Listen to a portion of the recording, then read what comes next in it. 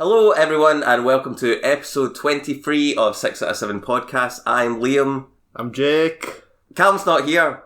He's on holiday. He's off travelling, so I've got the lovely Jake, Painter Jake, to come in and help with this week's topic. Aye. But first, what have you been up to, Jake, since the last one? What have you been doing? Since the last one? I don't know. Just waiting for the next one. Does your life revolve around this podcast? I've been painting. I've been writing. Went to the cinema the other day. What'd you see? I saw an old film. Oh. Don't Look Now. I don't know it. GFT. Very good. Quite dreamlike. Are you going to talk about it? Maybe. But yeah, I haven't finished thinking about it, so. Okay. But it's kind of like a tense sort of drama, horror. Yeah, good. Okay. Yeah. Strong recommendation? I thought, yeah, I think so. Okay. I've seen a few things, but I want to... Have you seen Midsummer or... No. Yesterday? No. Wait, we're in my flat, by the way, that's why you can hear the cats, if you can. But I think I'll save them for Calum, because he's seen both of them, because I want to speak at length about both of them. Yeah. Because I didn't like either of them. Right. For you didn't for like very either different reasons, Interesting. But we'll get to that next week when What a Calum's tease. sliddy back. Yeah.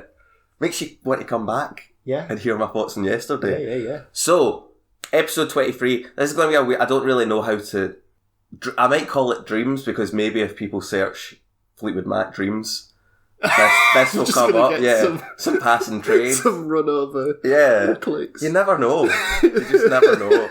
So, Dreams. Dreams. Depictions of dreams. We all dream. Films. Yeah. But do we really dream? I had a strange dream last night. What'd you dream of? I had Joe Rogan in it. What? Were you on his podcast? Your competition, I guess. Nah, I wouldn't. He's not competition. He did some painting, and What? and I knocked on his bedroom door, and he was like having a shave or something. Yeah. And I said, "Did you do these? Who did these?" And he said, I did them. And I thought, they're amazing. Really good. That was the most of the... Yeah, that was the dream. That was the bulk of it. I like Joe. I like his podcast. He's got crazy guests I like it on. sometimes. I think it depends who he's got on it. Yeah. Because he doesn't make Yeah. the... I don't know. He's a bit of a... Once you've seen enough of him, he just becomes a sort of caricature of himself. But I think he knows that. He's playing on that. I used to watch Fear Factor. He used to host Fear Factor before I knew... I don't know if he'd done UFC at the time. Right. UFC's been going for years. I don't think it was this thing until recently. Annabelle sniffing you. Sniffing my water. Yeah, the guest makes the podcast. Yeah. Is my point. That's why you're here. Got me. Yeah. So, dreams. Depictions of dreams. We all dream. It was my... Do we really dream? I just thought it would be interesting. There's a lot of varied kind of... I even ended up on a PDF of an undergraduate thesis. Oh my god. On cinema and the unconscious filmic representation of dreams. What? By Branson Stowell. Branson Pickles, of the University of Colorado, Boulder. Spring 2015. I didn't read it all. Probably quite a lot to it. It's 54 pages. Which isn't that much, I guess, really. I mean, not when you don't have to read it. I mean, you're not getting paid to do it, so... And I didn't learn anything, really. Oh, I think I wrote something down. Yeah, I did. I'll save it. Okay. Well, I don't know that, dreams within films, they're popular. Yeah. There's many a point in them. There's many a different... I think I've got them down to 4 Well, categories. you do yours. No, as in, I think I came up with 4 reasons. I was thinking of why you so dreams in films. When I think I've got 4 as well. Oh, really? So go for it. All right. Well, let's jump right in. So the first one I could think of would be to show a character's emotional state. Mm-hmm. That seems to be the most popular one. Yes. I remember when I was a kid, Toy Story 2. Yes. That has a terrifying dream bit in it. It's not that terrifying now. Is that Woody at the start? Yeah, it's when he's had his arm ripped. Yeah. Which is brutal in itself. Yeah. And he's under the bed, and he gets picked up, and he gets chucked in the bin. And he's like, I don't want you anymore. No, hand it out. Hand it out. Ah. It's great. He's doing the hands. It's great. And the junk toys thing, yeah, it's all the body parts, all take him under. Yeah, it's pretty hefty. This is one Calum said. Calum was like Toy Story 2. It's got a dream sequence. Terminator 2. Terminator 2 has right. Is that when she's on the bench sleeping. It's probably I wrote the Apocalypse one. Yeah, I wrote it down as one of my faves as well because I didn't really know. It's weird to be like, what's your favourite dream sequence in a film? But that's kind of what we're talking about. Yeah. So yeah, if you haven't seen it, they're just out. Are they in Mexico or just outside of Mexico? I can't remember. It's when they're on the run, and she's dressed off. Sarah Connor. She's had a tough couple of days. Needs a little nap, and then she has a dream of seeing herself in a playground. Yeah. With like John Connor, a young version of John Connor. Yeah. And then the atomic bomb goes off. Yeah. And everyone... Annihilation. So it shows our emotional state, but it also because she's shown as quite a tough character throughout it, I think it's like, it's good to see where her psyche's actually at, where this is her biggest fear. Yeah. And at that point, she's like, I'm going to kill Miles Dyson. Well, I think that one also leads into the second category of dream I wrote down, which is sort of prophesizing events and upping the stakes. Even though we know it's a dream, it kind of gives you the notion that could be what's going to bloody happen if she doesn't succeed. Yeah, yes. Have you got another example of that as well? I think I wrote down Terminator 2 as the example for that. So you beat me to the punch there. Another one with that is Aliens with Ripley at the start when she's first Annabelle's going to jump. Whoa! She's showing off. That's amazing. She's on the door. How did you do that? Calum doesn't give this reaction. That's absurd. That's so far. That's like 2 meters. It's not. It's probably like 1.5 meters. She's a small cat. Right, let's continue. All right. When she just gets picked up and then she has the dream that Facehugger is coming out of her. Yeah. Well, I mean, it pops out of her. Yeah. And she's just, again, it's just like, it's what you're saying. It shows what could happen. Yeah. And kind of does happen later on in the franchise. But it's her. It shows where her psyche is. Her, like, biggest fear. Right. She's this tough character. And, like, I survived the first Alien film. I'm good. But probably the bravest character I've known. She's. I remember speaking to someone in work. I think I've said this on the podcast before, and they said they cried when they seen Wonder Woman because it was the first strong female character they'd seen on screen. Yeah. I was like, Sarah Connor, Ripley. I feel like Ripley's the OG. But I mean, Sarah Connor as well. Yeah, Sarah Connor's. I mean, Gravity was on her side that time. Yeah, she kind of squeaked down there. Yeah, that was. Didn't she? Yeah, she did. So yeah, talk about your other. So points. With the Ripley one, that reminds me of my the third reason for a dream in a film, which is it's a little pocket of drama and tension. You know, kind of like a jump scare. Yeah. Yes. It kind of gives you a little jolt, and usually it's like something scary happens and I wake up, which I think could be a bit of a tired thing to do. Well, that's what in Aliens it works. I've got horror films in my examples of what, because you get that a lot in horror films where half an hour into the film there's not much has really happened yet, so they have someone's moved into a new house or something like that, they go to sleep in the first night and then they see they wake up, they see a ghost or something like that, and then it's a dream, it's fine. So it's just that little pocket of we need something to take this over. Yeah. Little dream. Little taster. Yeah. And then I've got stylized or fantastic scene. So something like, I don't know if you're very well versed in it, but Batman v Superman. Yeah, I went to see that at the bloody cinema. At the bloody cinema? I knew it was going to be bad, but I was really excited. Because it's Batman v Superman. How bad could it be? Pretty really bad, apparently. Well, I knew it was going to be terrible, and nonetheless, I was ready. You were jazzed for it? Yeah. But that kind of falls into, they need a crazy bit of action. So it falls into a couple of them. It could be like... What's the dream in that? So in that, he falls asleep at his wee computer, and then he sees the nightmare scenario of Superman's gone bad. I don't remember. So is it not the insect people? Yeah. Oh, that's right. Okay. So that's kind of it feels like in the film it is just a little moment of action, but it could fall into this is what could happen because then the Flash appears and then he's like, Lois is the key. Lois needs to. Right. Just, I don't rewatch it, but I'm sure someone knows what I'm talking about that's listening. I do remember, But vaguely, that could be what happened. That could be a little pocket just to break the film up slightly. Yeah. You know, so there's a lot going on there.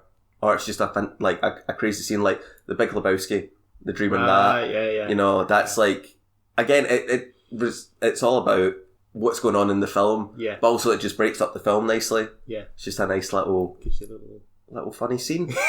You know? I think that's one of my favourite, like, again, it's weird to say dream sequences. What's your favourite dream sequence? I think that's there. I think that's...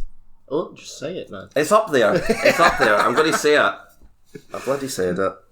There's a fourth reason for dreams in films, and it's as the entire premise, or which there are. Like what? What do you mean? The Wizard of Oz. Okay, yeah. Inception. That's not really that though. So Inception's a strange one, yeah. Because it's not all a dream, or was it? No, but it kind of is all about dream. It's all about the dream. Yeah, I kind of hate Inception. Well, I realised it's kind of like Heat and Osmosis Jones in a dream. That's what Inception you get is. from it. Have you seen Osmosis Jones? I don't even know what it is. Oh, it's an animated film, cartoon. Mm-hmm. And we were going to do animation. Ah, yeah. We were going to do. We were going to. Yeah. Well, let's get it in. Yeah. It's got Bill Murray in.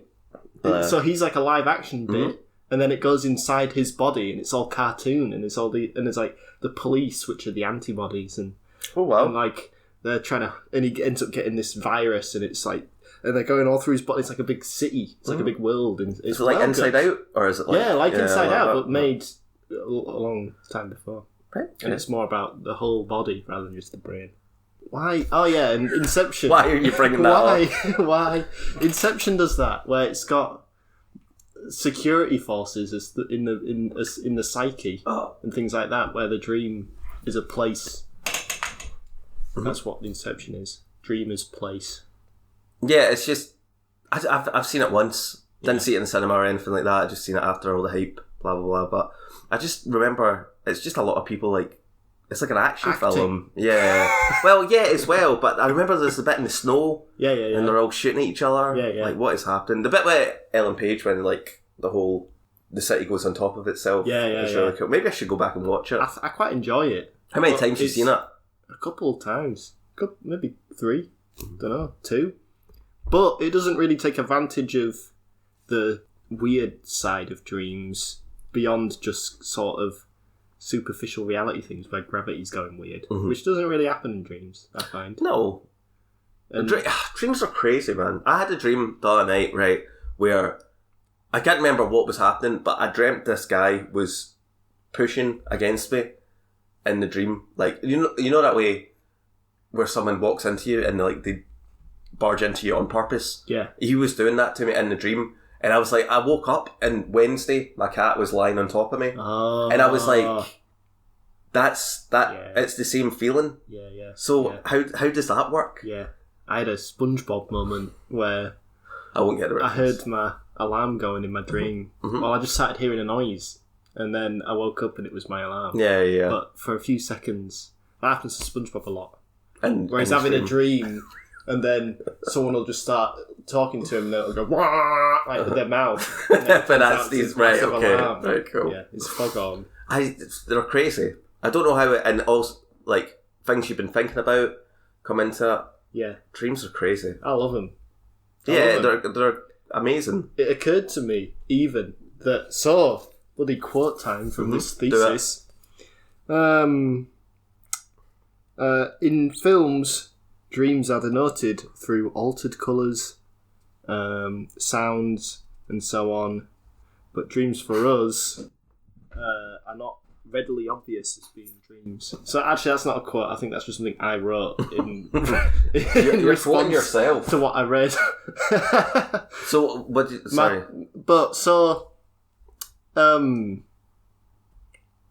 when you have a dream, it's a lot like just what a film is.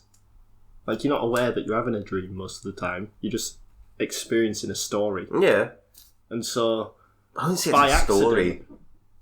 I feel like there's often a story. I know it's not methodically planned out, like with an arc and things. Yeah. Sometimes it feels like it. Sometimes I've got acts in my dreams. Really? Like epic sagas of dreams, yeah. One of my pet hate when I'm speaking to people is they tell me their dream. Right. But it's in detail. Well, there's nothing more boring than hearing someone else's dream. So I was going to ask you about this because I know that's the thing. I love hearing about them. No, I'd hate it because I feel there's people that are like, you can't. When you wake up from a dream, you remember it for that split second and then it's gone. Yeah. Unless you can like, there's like parts you can remember. Yeah. Throughout your day, sort of thing. But people that come to you and are like, tell you an actual story. Yeah. I'm like, you're making this up. No, I write them down. If you write them down on the morning. If you write them down, yeah, fair enough. But people that are like, yeah, I get that. If you write it down, do your research, that's fine. But people that just tell, there's nothing more boring than hearing someone else's dream. I like hearing them. Yeah. If it's somebody I'm friends with, I like hearing the dream. Even if I'm not that good friends with them, it's kind of interesting. You just like to hear dreams. Well, they're just so strange, and there's so much bloody latent stuff in there. Yeah, definitely. There's a lot to look at your sound waves, man. That's not picking that up. That's barely even talking. Loch Lomond's surface, isn't it? Yeah, there's a lot to read into them. Obviously, this isn't going to be like, we're not going to get to the bottom of dreams. Are we not? I don't think so. All right, hold on. Return of the King has one of my favourite, or the most affecting dream bits. I don't know if you can even call it a dream because it's very short, and it's not necessarily. I think it's Frodo. Right. It's after he's wrestled with Smeagol in Shelob's lair. Yeah. How is he all right? How is he still alive? Bloody Smeagol. Oh, because he's fine. He's doing fine. And Frodo's walking along and he's like, oh, I'm sorry, Sam. Blah, blah, blah. And then he falls over. And then when he hits the ground, he's in luscious green moss. There's light. There's Galadriel is there. She's like, Frodo, if you can't find a way, no one will. And he's like, yeah. And he gets up and he's revitalised. And watching it, I felt revitalised watching that because it's such a doomful, gloomy saga. Those films, it never feels like they're going to win. And then bloody Galadriel coming in, smiling at him, and there's sunlight, and it's beautiful. Yeah, and I felt ready. Yeah, I felt vitalised, energized, rejuvenated. The contrast between him and because you don't even notice, see when you're watching it, you don't even notice how dirty and gross he's got, but it's when he falls into like the beautiful and he still has the greenery, and you're like, Frodo, you're fucked. But this is rough. Okay, so I thought you were going to talk about Aragorn's dream. What about Arwen? Yeah, when like the thing falls. What's his necklace called? I don't remember. So it isn't the Lord of the Rings episode, so I don't remember what that's called. Sorry, Curtis. I know he's somewhere. Well, he's probably not listening, so it's fine. Nah, lame. Romance? Who needs it? I don't need that. Who bloody needs it? Another one I've got is for showing someone's past without them having, or to future. Talk about it. The cats are going wild. I told you this would happen. That's alright. Playing chases. I love them. Is, being like, let's show their past without just them sitting down and saying, this is what happened. So like, I Am Legend. Tell me you've seen I Am Legend. I've seen it. I'm trying to remember what the dream is. So, and obviously he's like the last man alive. Yeah. Basically, well, not really, but the last dog alive. He dreams about his family, like the night he left his family, and how they got killed. Right. Do you not remember that? But it's split into 3 scenes throughout the film. So the first one, you see, like, it's basically when it gets announced that there's basically a zombie apocalypse happening, and then they're like driving towards the helicopter. The second one, they're getting closer to it, and you're finding out a wee bit more. And then the third one, you see like the helicopter like crash landing, basically. And that's a good way. It's a good tool, obviously, of just being like, and you were never really here. You seen that? No, actually. We speak about it a lot on the podcast. It just several times throughout the film, it kind of shows you like his past and like why he's. So he's got this thing where he likes to like. Is it asphyxiate? Asphyxiation. That word. He likes to do that with like a plastic bag. Like he sits in his cupboard and like puts a plastic bag over his head and like breathes heavily in and out, and you kind of find out why he likes to do that. Yeah, it's to do with his childhood. But that's a good way of like, it's a good tool of showing, breaking it up. That is a loud meow. It's alright. It's probably louder than me as well. Probably, yeah. Yeah, that's a good point. Instead of just sitting down and going, yeah, my name's Forrest Gump, blah, blah, blah. That's not a dream, though. No. Forrest Gump's so good. Yeah, such a good film. I do enjoy it. That's what I mean. It's the opposite. Where it's just telling it. Do you watch Graham Norton, though? No. I seen Tom Hanks and Graham Norton, like, maybe like when Toy Story came out, so like a month ago now, right?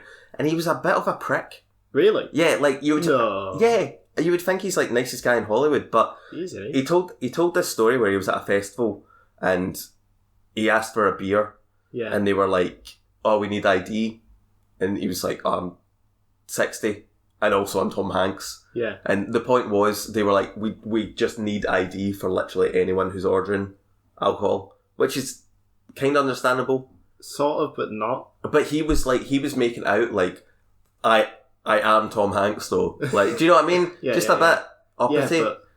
And then he made a joke about making someone else go and get him a beer, which I was like, right. Tom Hanks. I do understand, though. What happened to the 25?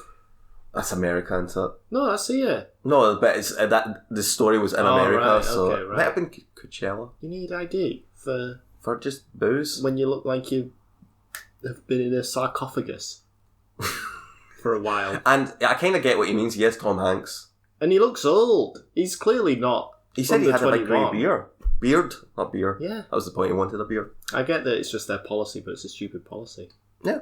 The last one I've got for dreams is like a plot device to move the story along. So, it's Friends. You up to date with Friends? The sitcom that ended the TV show? Like 12 years ago or something. I think I've seen them all. The episode with Joey and not with Rachel when she has the dream that she realises that she fancies Joey. Does she have that in a dream? So she's in the dream. It starts off, you don't know it's a dream, and she is reading lines with Joey. Right. And then she's like, she says, kiss me, you fool. And he's like, that's not in the script. And she's like, I'm saying that. And then she wakes up and she's like, oh, well, that's new. And then that plot thread, I remember that. That's so sad. That's I can just remember that off by heart. Pathetic. But yeah, so that starts that whole... Yeah. Just from one dream sequence. Yeah. That's good writing. Yeah, these things happen. I've had it. They can really mess with your feelings. Dreams? Yeah. Nah. Yeah. What do you mean? What's happened to you? What have you decided in your dreams? I remember when I was at school. Oh, God. At the end of a dream, I was like, 14 or something? 13. And just in the last few seconds of the dream, it cut to a different scene entirely. And I was in the bath with another guy, and we were just hugging. We were just like embracing in the bath. And it was a guy I knew. So then I was thinking all day, like, what's this mean? What's this? How do I look at him? What did it mean? Yeah, I don't think it meant anything. No, you should have had a bath. I still with haven't him. figured it out. I was wondering whether my subconscious was trying to tell me that I'm attracted to him or something. Mm-hmm. Was he attractive? I guess. Well, you took long to answer, so probably not. Well, no, I think he's not. He wouldn't be my type. Right, okay. But I think you could look at him and I can imagine people thinking he's attractive. Mm-hmm. Just not for you. Not for me. Well, at least not that I consciously think. I can't really think of any. But that really messed with me for a while. Nothing that I can remember that I've had in a dream where I've been like, I need to reevaluate my life. No. You know, they don't work like that, dreams. I don't know. They're not trying to are they trying to tell you anything? Once I dreamt I had a PS2. And did you I woke have a up in the PS2? morning and I said to my brother, I'm off on the PS2 first. He's like, what are you on about? And I realised we didn't have one. And I was really upset. I was so let down because I was so certain we'd got a PS2. When was that? Like a week ago or something? I called up my brother. I'm off on it first. I'm coming back down to Yorkshire. Yeah, American Beauty as well. I like the dream. Right. I can't watch it anymore because we didn't speak about Kevin Spacey last week with our Hollywood scandals. Yeah. That was one we missed out. But yeah, I wouldn't go back and watch it really because he's kind of ruined. Tainted. It's tainted, but yeah. But those dream sequences when he's thinking of what's her name? I can't remember. Mina? Petals. Yeah, and obviously that's like a basic. It's like a really stylized desire. Yeah. It's red rose petals, so it's romantic. He's got romantic feelings. So maybe that guy looked into what dreams mean a bit more than we have for this podcast. I don't know. I think you could put that together quite. I think anyone could think, oh yeah, you could have that as a dream. We're all kind of experts on dreams because we all have them. We all have them, yeah. We're probably not experts in dreams. I think so. Like my dog, he barks when he's asleep. And he moves his legs like he's running, and so I can only assume he's in his mind. He's seeing stuff. I wish you could know. My cats don't really move in their sleep. So dogs do. I have some others. Here. Grease. Beauty School Dropout. Beauty School Dropout. Grease. I love all the songs in Grease, and I like that. That's all I have to say on that. Frankie Valli's in it. It's not even. It never occurred to me that was a dream. I knew it wasn't real, but I thought it was just in the logic of the musical. Like, we're just having this set piece. Yeah, because I mean, they have that high school dance that like goes on for about 20 minutes. Yeah. But I guess that's in the field, and this is in some kind of ethereal space. Yeah, but it's like a hyper. They fly away in a car, Jake. I think it's not. It's a hyper realistic world they're living in. I think that the ending of that, where they're flying in the car, is a dream. Is like shot for shot, sort of a remaking of the last shots of Chitty Chitty Bang Bang. Never seen it. So it does all the same. It does the same stuff. I think it's the same. Does she look back and wave? Yeah. Okay. I think it's intentionally exactly the same as Chitty Chitty Bang Bang. Grease came later, obviously. Yeah. So maybe it is. Maybe it's a homage. Yeah, I think it's an homage. I like the dream sequence in Wayne's World 2. I haven't seen Wayne's World 2. I've seen Wayne's World. What's going on? Oh, be nice. Bloody cuties. I know, but they're fighting. So in Wayne's World 2, Wayne is it's like he's wondering what to do with his life. Right, I haven't seen Wayne's World 2, but yeah. So he has this dream where this naked Indian or Native American comes to him and leads him through a desert to Jim Morrison, and Jim Morrison tells him to put on a concert, a big festival, and throughout the film he does it, and at one point he's talking to Sammy Davis Jr., Jim Morrison is, in the dream. It's just, they're really funny. And the guy that they got to play Jim Morrison doesn't exactly look like him. But I don't know if that's meant to be funny. They actually got him. No, he dead. Was he? Yeah. I don't know. Yeah, because I don't know anything. That's the point, I think, that he is dead, I think that's why it's so surprising. That he's in a dream. He's beyond the grave. But there's a funny part where they need to go and find this roadie that done like all the old amazing festivals, done like Woodstock and all that. Right. And he says no, and they're walking away, and he's like, I guess Jim was wrong, and then he's had the same dream. And there's another funny bit where he wakes up in his bed, and because he's been in the desert, all his bed at the bottom, he picks up and he goes, Sam. You should watch Wayne's World 2, man, it's funny. I should, yeah, I guess. That's all the dreams I've got, though. I got shitloads. Go for it, keep going. But it's just going to be rattling them off now. Dumbo, when he gets drunk. The pink elephants. Bloody, that was nightmarish. It's almost unwatchable, Dumbo. Do you reckon? Yeah, the original. What, the original? Why? Well, it's very sad, right? To be honest, where he gets taken away from his mother, and it's pretty horrible. Like, they whip his mum pretty bad, and then all that stuff. Like, I think I looked away. We watched it quite recently, just before the new one came out, and I looked away for like a minute, and then I looked back, and it was during the dream sequence, and I was like, what is even happening? It did scare me as a kid. It's intense. Yeah, it's intense. And then he just works for the circus at the end, which I don't like either. He should have been like, get fucked, I can fly. Should have flapped them away with his wings. He could have. Ears. So that's my thoughts on Dumbo. We've got... there's a lot. I'll give a shout out to my favourite depiction of a dream, Wild Strawberries by Ingmar Bergman. Just very good little dreams. There's 2 dream sequences in it, and they just feel really real. Mm-hmm. They feel like exactly what it looks like to be in a dream, where things are just off. Right, okay.